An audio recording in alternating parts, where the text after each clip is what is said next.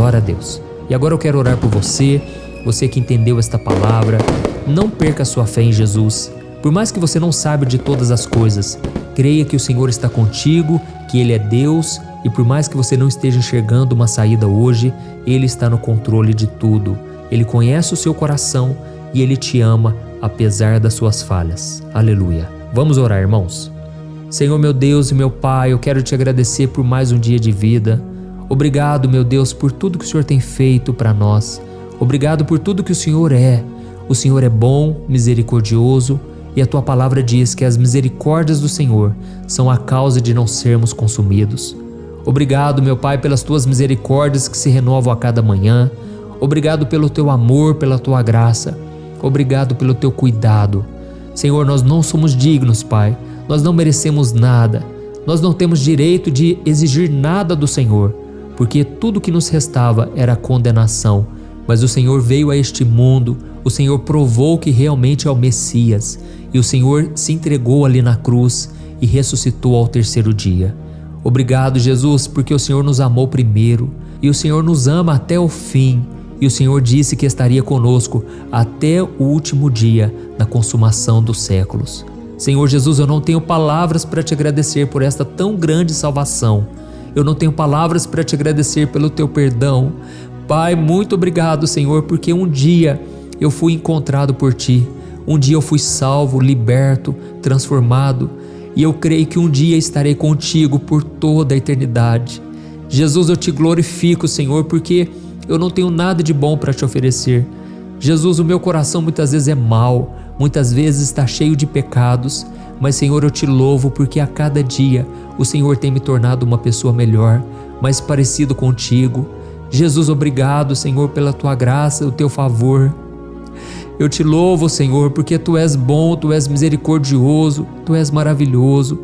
Obrigado, Jesus, porque a tua presença está aqui no nosso meio. Eu quero te pedir em favor deste irmão e desta irmã que tem orado diariamente comigo.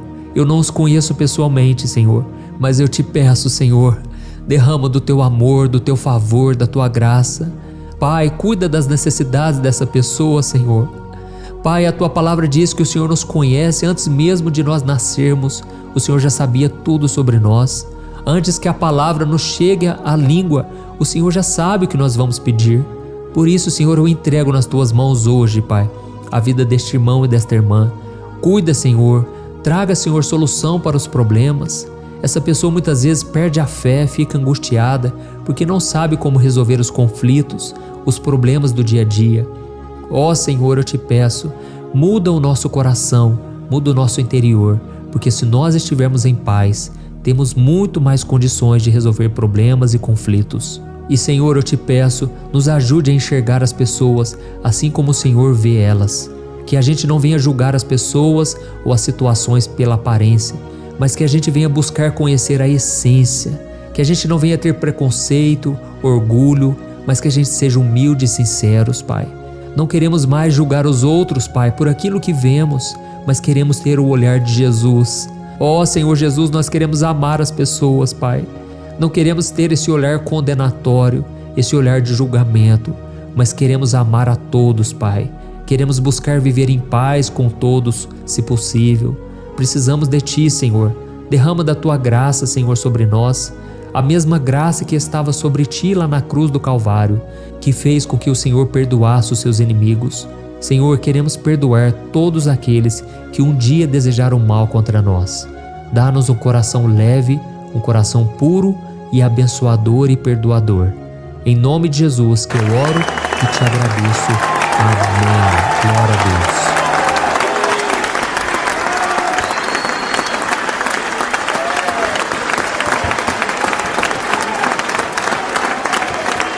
No nosso momento de oração de hoje, eu quero ler com você um versículo apenas no livro de 1 Samuel, capítulo 16, em que o Senhor mostra ao profeta que, assim como Deus, nós devemos olhar para as pessoas além das aparências. Olha o que está escrito: o Senhor não vê como o homem vê a aparência, mas o Senhor vê o coração.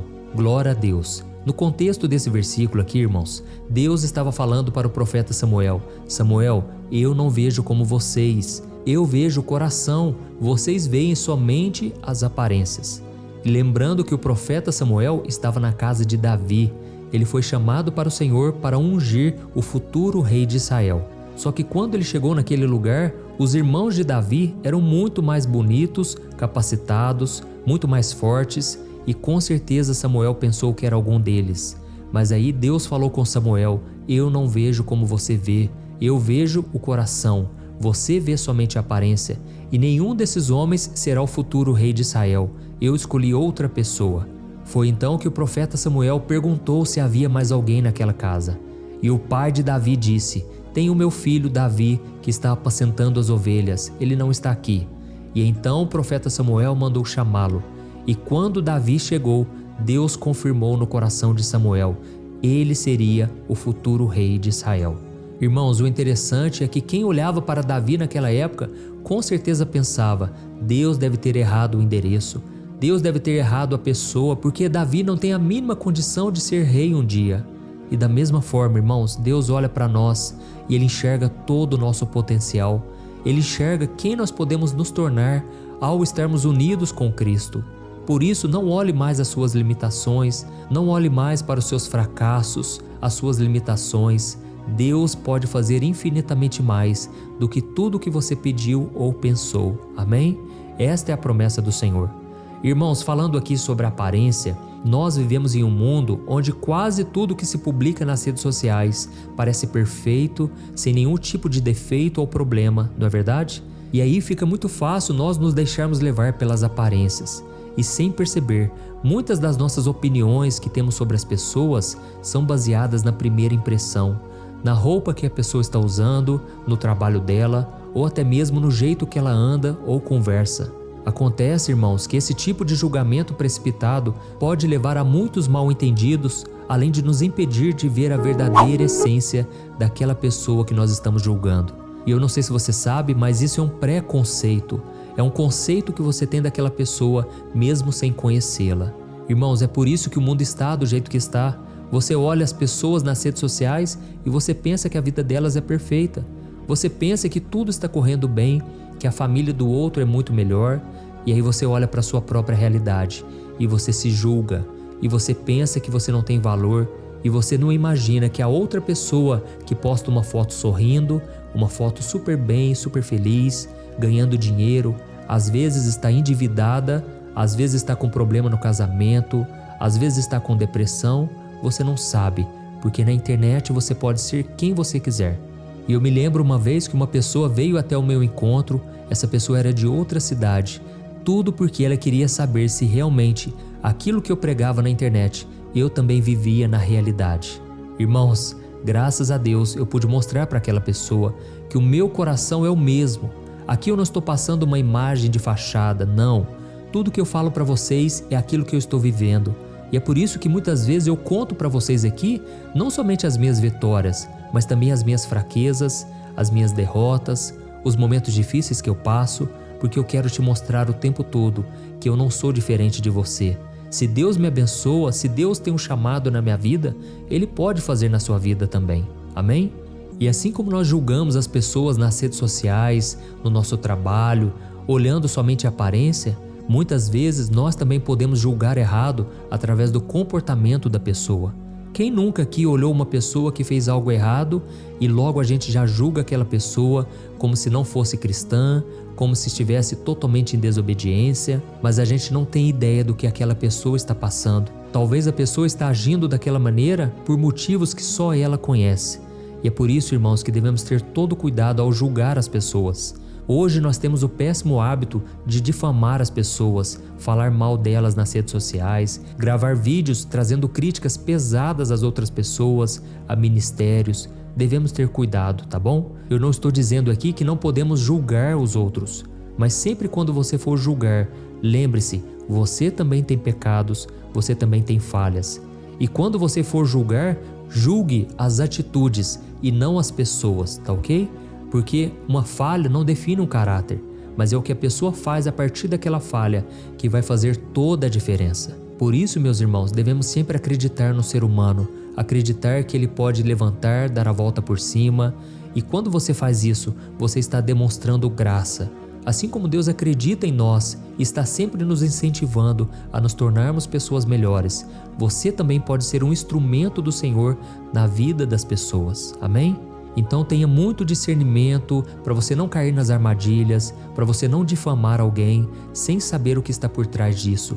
E eu costumo dizer que tudo tem um porquê, tudo tem uma razão para ser. As pessoas não tomam atitudes por acaso, sempre tem algo por trás. Tem muitas pessoas que tiveram uma infância difícil, muitas pessoas foram abusadas, foram menosprezadas, foram abandonadas e hoje elas tomam atitudes que refletem essas feridas do passado. Então preste muita atenção nisso, ok?